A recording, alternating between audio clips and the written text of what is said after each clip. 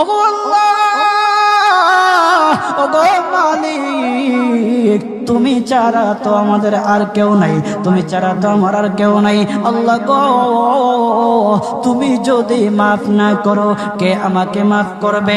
তুমি যদি মাফ না করো কে আমাকে মাফ করবে? তুমি যদি আমাকে মাফ করো তাহলে তোমার কোনো দিকে কমবে না, তুমি যদি আমাকে মাফ না করো তোমার কোনো দিকে বাড়বে না।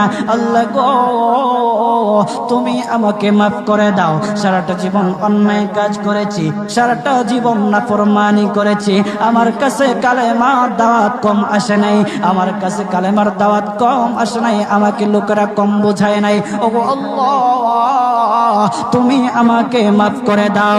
মাফ না করলে কোথায় যাব, কার কাছে যাব?